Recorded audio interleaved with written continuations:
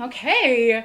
So this is different, huh? Okay, I've been doing lives all year. So that was part of my New Year's resolution. Actually, was to do a live video for my business every single Thursday. And typically, as you look back on my YouTube videos, most of them is sitting behind the desk, and I'm giving you some sort of information about fat loss or weight loss or fat burn or how to work out better or how to eat better, whatever it is.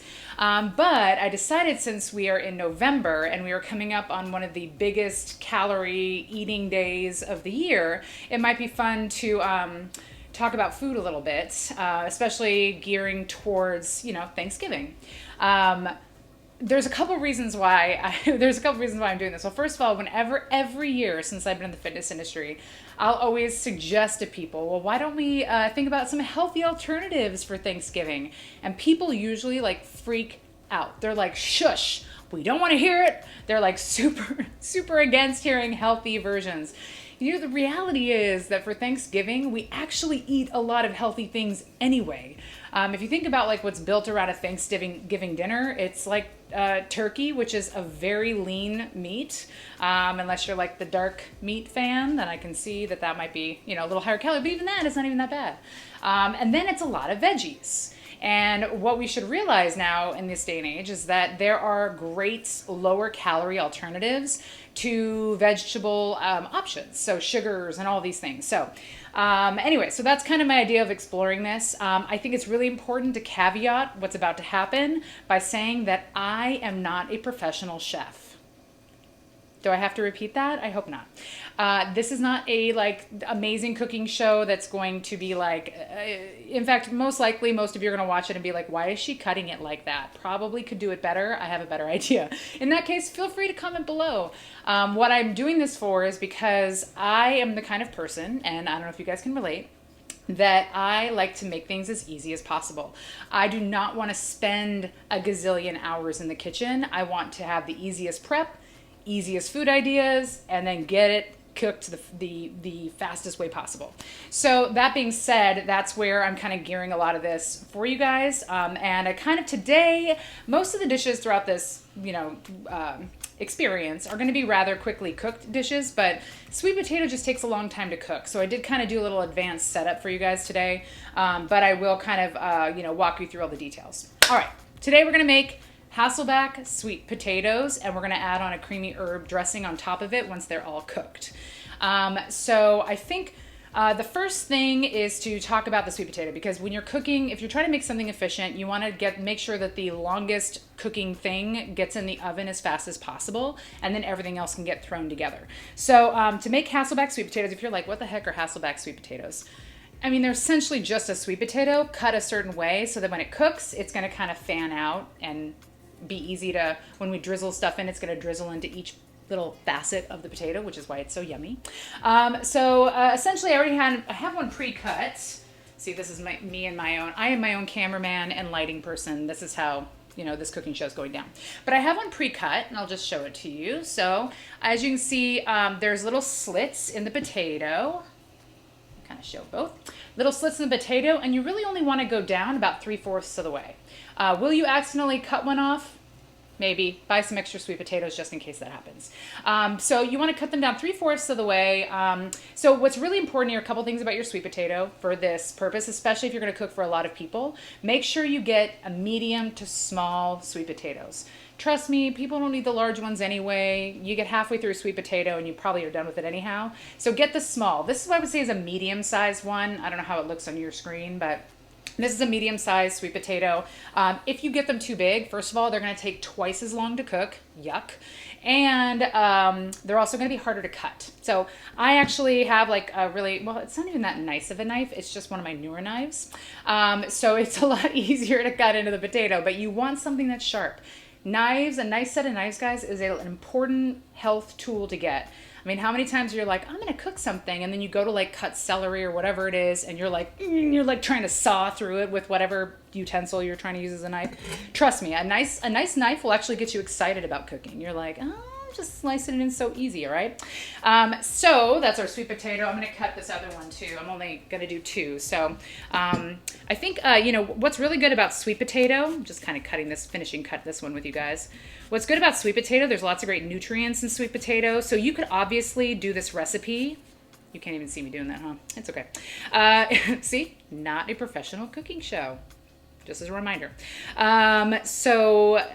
Sweet potato. So what I do is I actually peel the sweet potato because I'm not like a big fan of scrubbing the outside of a dirty potato. I mean, it's not even that it's below me or anything like that. I just feel like I never get it clean enough. So I personally, see, I just slice that guy up the rest of the way. And you can kind of see it kind of fans out a little bit. Yeah, that's the good stuff right there. Sweet potato. When you're taking off the skin, you know, all you're gonna do is just you're gonna peel it like a normal potato, and then it's gonna leave you just with like the fleshy part. Now, I have seen this recipe done with the skin still on, so if you're one of those people that's like to take a brush and just like get all the dirt off your sweet potato, then fine, leave the skin on. The skin is actually highly nutritious, and you get a lot of great health benefits by still eating the skin. A lot of the time, the skin will have like the biggest part of antioxidants and nutrients, so it is an added bonus if you want to take the time to do that. So, all right, so we have our sweet potato. Guys, this is like super simple. All we're gonna do is we're gonna I'm gonna try to do this without knocking things off the counter because that would be funny, wouldn't it? It'd just be hilarious. So what we're gonna do, okay, so we're gonna take, what I did is I put 2 tablespoons of avocado oil in this container. And this is just so that I can use this brush and be fancy and brush it onto my sweet potato. I bought this at Walmart for 49 cents, and I love it. That's it. That's all I have to say about that. All right, so what we're going to do is we're going to take half a teaspoon of garlic, throw that into the avocado oil we just made. I didn't do quite a lot. And then Italian seasoning. We're gonna do a half teaspoon of Italian seasoning as well. Now, what's really important, you guys, especially with seasoning, you season it how you like it, okay? So if you're like, I don't like Italian seasoning, I like something else. I wanna make these spicy, I'll add cayenne pepper, you have the power, you know? All these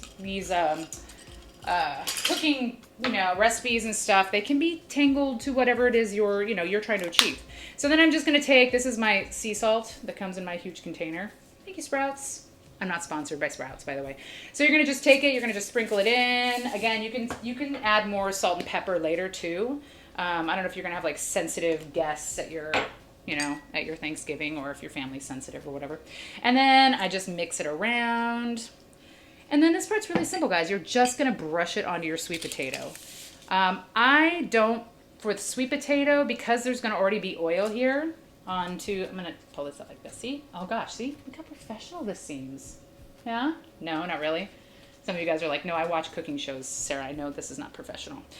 So I'm just gonna brush it on the sweet potato. What I like about the brush with these is that you can kind of already start to kind of push it through into the in-between, like the little tiny slits.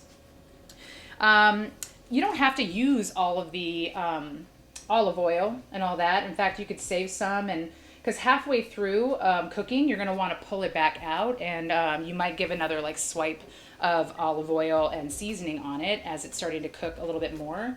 But yeah, so just brushing it. I'm not on camera anymore. I'm just like in my own little world over here. So I'm just brushing it on. I mean, so simple. If you're like even lazier than me, you could just like pour it on top and then use your hands and just kind of smush it around. I'll be honest with you, typically that's usually how I cook things. I'm just smushing it on into weird crevices as much as possible. But I thought I'd look a little more professional for you guys today. All right, so once that's there, I missed one of the most important things that you have to do. So you're gonna wanna preheat your oven to 425 degrees. Some of you guys probably already thinking that, like, what do I preheat it to, Sarah? So preheat your oven to 425 degrees. The truth is, even if you're just turning it on right now, it's okay. It's gonna add on like 5 minutes to your cooking time, maybe. I don't know. So I wouldn't worry too much about it. So you're gonna turn your oven to 425. Make sure your sweet potatoes are spaced out. One thing that's really important to note too as you're cooking, I'm just gonna throw this into the oven. you get a butt shot there? Oh, God. One thing that's really important to know when you're cooking the sweet potato is that you're going to probably smell some burning along the way. Sweet potato, because of the sugars that are in the potato, as it starts to cook, you might actually get some smoke. You might actually get a little bit of that burning smell. So my recommendation is when you smell that, it's a sign that you should go over there and just maybe check on it, maybe move it around a little bit because it's probably just sitting really hot in one spot. But don't be worried because it does take a solid amount of time. So now that the sweet potato's in the oven, you're going to have a solid hour. I know, that's a long time. And you're like, Sarah, I thought we were going to do things that are short. Here's the thing. You can do a million other things while your sweet potato's cooking, and it's really hard. Well, it's not impossible to overcook a sweet potato, but if it goes an hour and you went off and did some other things and you come back, I mean, just check on it periodically. But, realistically, once that's in, that's really all you're going to have to do. By the time you pull it out, it's done, it's ready. So when it comes to like Thanksgiving cooking, when you're thinking about kind of putting everything together, my recommendation is, use the scope of an hour to cook the sweet potato as like your guiding point to cook all the other items. So if something else is only going to take 30 minutes or whatever, what turkeys take 3 hours? I don't know. We're not cooking a turkey during this month with me. Okay, so let's make the sauce together. So today we're gonna make a creamy herb sauce. It's very simple. It's mostly just about getting the ingredients. One of the important things about making the creamy herb sauce is that you have some sort of food processor. I have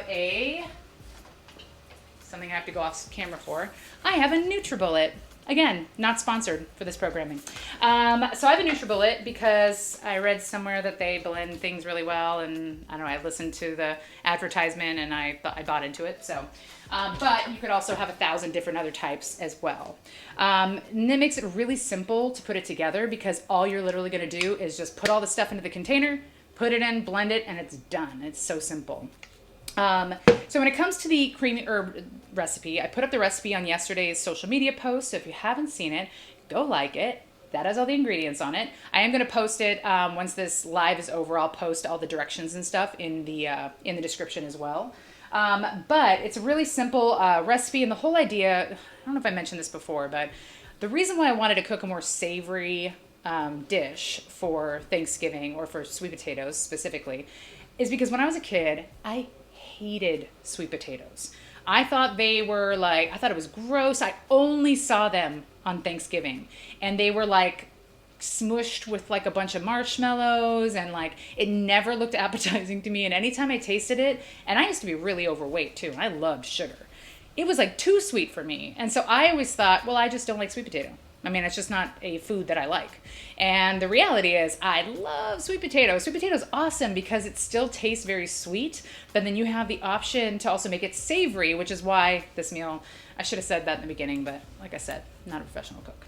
All right, so let's make the creamy herb dressing. So this is what we're going to do. We're going to start with our parsley. Now, what we want to do is, if you can, try to make this as natural as possible and try to go buy parsley at your store. And it says in the directions, when you look at it, it says packed. And that just means that you want to put enough parsley so that if you like pushed it down, that it would fill the cup, but obviously if you let it go, it's going to be nice and bright and bouncy. So, but if you pack it in, that's what it means by packed. So now I know that this is half a cup of parsley, and all I'm going to do is put it into my, what is Chef Emerald, I think it is. He's like, bam, or something when he adds something. Okay, I'm going to stop. All right, so that's the parsley, and then we're going to take our cilantro, and same thing, it says packed. So we're just going to, this is a 1/4 cup, so 1/4 cup of cilantro. And again, it's just going to pack it in. So if there's less and and you could push it down and it only took up half the thing, then you're not doing enough. So pack it down, half a cup of cilantro. Almost dropped it. All right. So we're now going to talk about chives. All right. So what do you think of when you think of chives?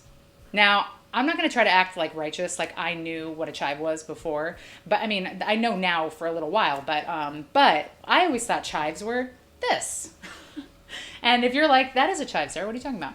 This is a green onion. This is not chives.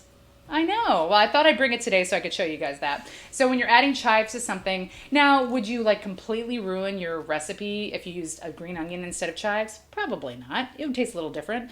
But chives are going to be these, usually find them in the, see, it's a little different there. See the difference? Usually I found these in the like seasoning kind of area in the refrigerated area over next to the vegetables. Was that a good way to describe that? No.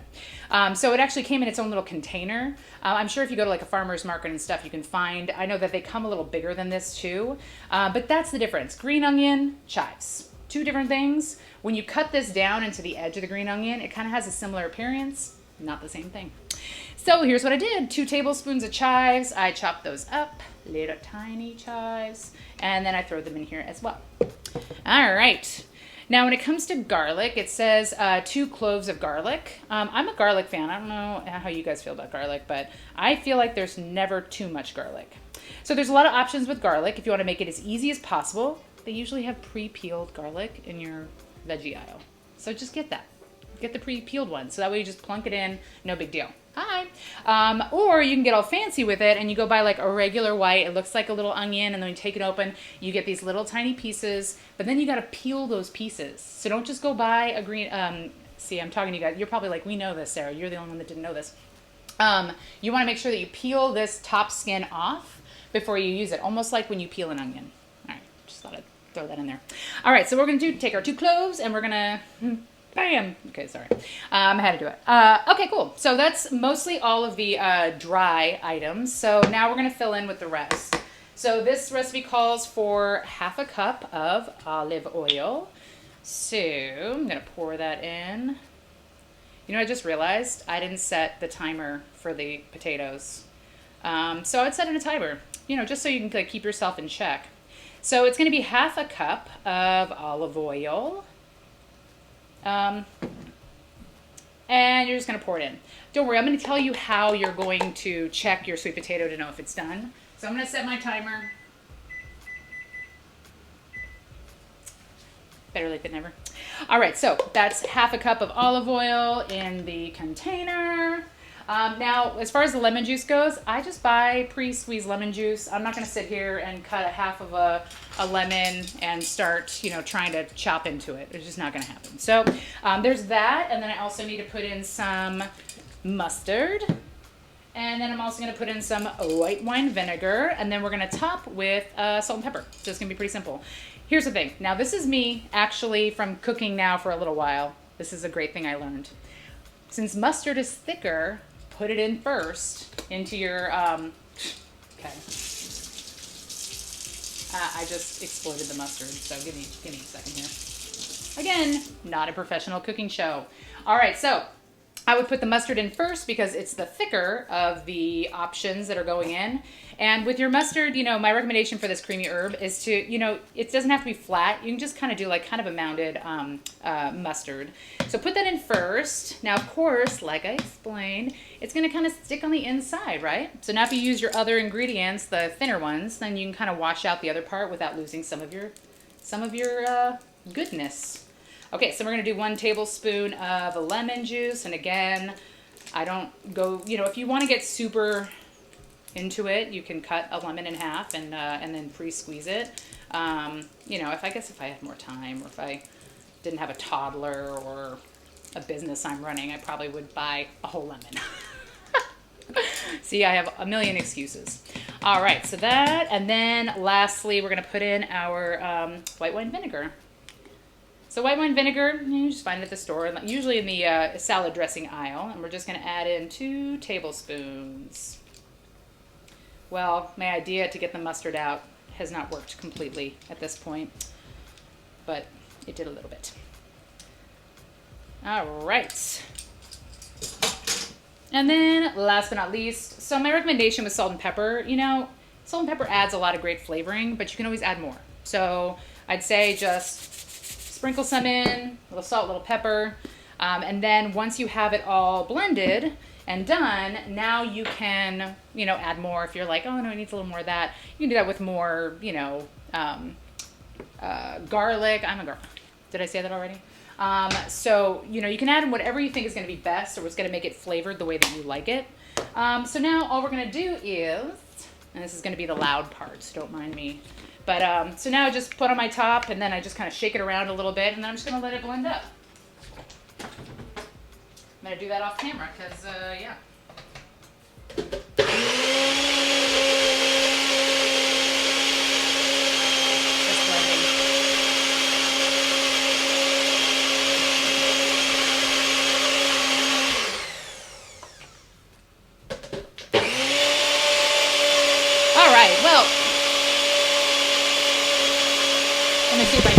little closer. Can you hear me? The best part about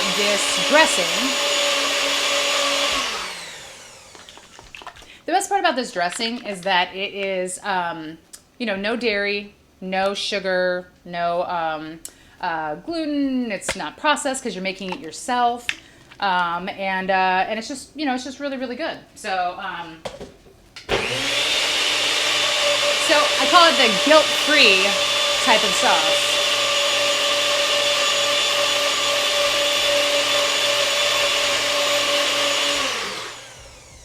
All right, well, so now pretty much what I did is I already pre-cooked a potato for you guys because I didn't want this, this whole thing to go on for a million years. But what you're going to do is at the 30-minute mark, you're going to come back over to your sweet potatoes.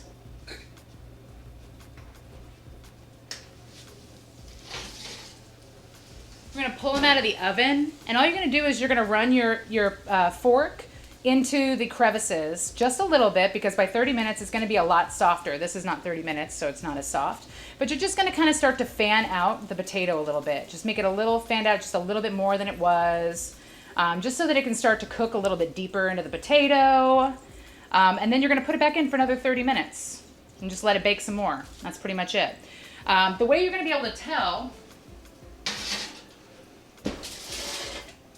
So here's my finished ones that I cooked earlier for you guys. So once you're done, you can see they're kind of nice and golden. The way you're going to be able to tell that sweet potato's done, and this is for any potato that you bake, is that you're going to just stab into just the side of it and see how easily your fork slides in and comes back out. Obviously that just slid in, slid out. If you have any resistance, put that sweet potato back in the oven, okay? Sometimes they just take a little longer. So give yourself, if this is an hour to cook, then I would give yourself like an hour and 20 minutes just in case. But yeah, you want to check to make sure it just slides in, slides out. Nothing is worse than going into a sweet potato and have it still be chunky and hard. So don't let that happen. So when it comes, you know what we should do? We should taste the sauce real quick and see. Whew.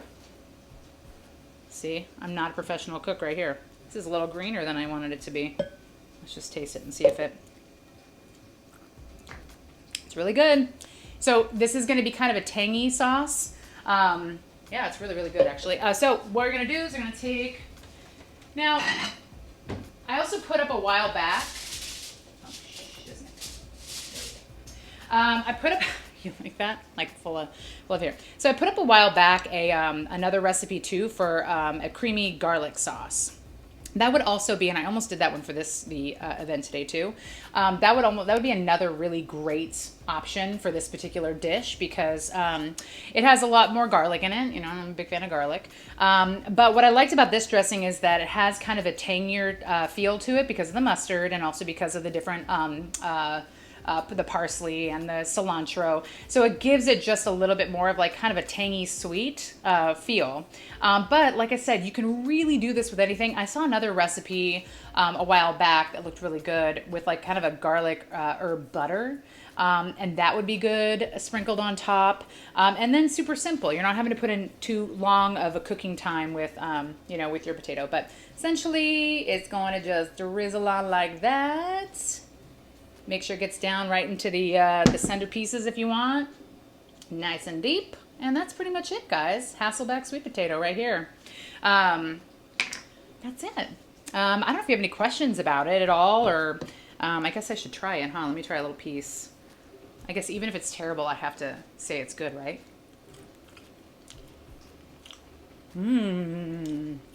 All right. Well, that is my first cooking show ever, and maybe my last, if the world goes my favor. But right now, so my sweet potato that I put in is still cooking. Eventually, yours will be done, and you'll be able to put on whatever, the sauce or whatever other option you put in. But I hope that this was a good alternative to your typical types of Thanksgiving food, and we'll do it again next week. Next week we are going to make broccoli bacon parmesan for your Thanksgiving meal. So should be really good. And yeah, give me some feedback on this one, guys. When you watch it, whether you're watching it recorded, you're watching it live. Were things too hard to understand, not follow, and that way I can make sure that the rest, like I said, not a professional cook, but I do try to find the ways to make things in the simplest way possible. And yeah, so all right, well, have a great day, you guys. Happy Thursday, and we'll do it again next week.